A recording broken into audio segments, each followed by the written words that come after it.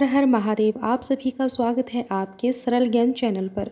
आज की इस वीडियो में हम जानेंगे 2026 में आषाढ़ अमावस्या कब है।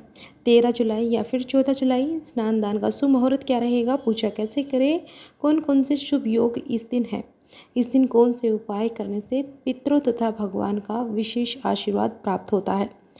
दोस्तों, हिंदू धर्म में अमावस्या तिथि का विशेष महत्व है। यह दिन पितरों को समर्पित है। मान्यता है अमावस्या पर पितृ अपने वंशजों को आशीर्वाद देने आते हैं। इसीलिए इस दिन स्नान दान तर्पण बिल्कुल खुले मन से, खुश मन से करना चाहिए भगवान की पूजा का, जिससे कई गुना फल आपको मिले। आषाढ़ मास की अमावस्या को हलहारणी अमावस्या भी कहा जाता है। इस दिन किए गए शुभ कर्म जीवन की अनेक बाधाओं को दूर करने वाले माने गए हैं। आषाढ़ अमावस्या कब है, आइए जानते हैं। साल 2026 में आषाढ़ अमावस्या 14 जुलाई मंगलवार को मनाई जाएगी।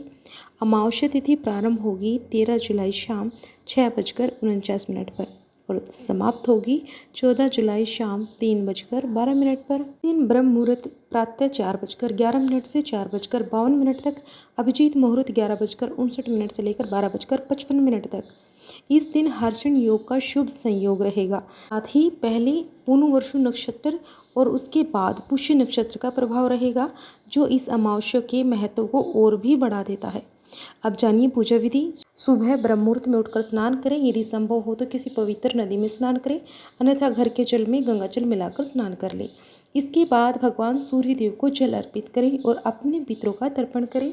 फिर घर के मंदिर में भगवान विष्णु जी, माता लक्ष्मी की विधि विधान से पूजा करें।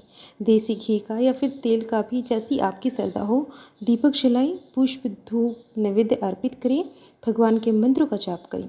शाम के समय तुलसी माता के पास घी का दीपक अवश्य जलाएं और अपनी सामर्थ्य के अनुसार किसी जरूरतमंद को भोजन करा दें या फिर वस्त्र या दान दक्षिणा दान दे दें। आइए अब जानते हैं अमावस्या के दिन किए जाने वाले कुछ विशेष काम।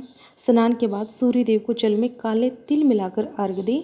पीपल के वृक्ष की जड़ में जल या फिर कच्चा दूध अर्पित करें। उनकी 7 परिक्रमा करें। सरसों के तेल का शाम के समय दीपक जलाएं। पानी आप सुबह के समय ही दें, शाम के समय ना दें। पितरों की शांति के लिए गरीबों को, जरूरतमंदों को अन्न, वस्त्र और अन्य आवश्यक वस्तुओं का दान करें।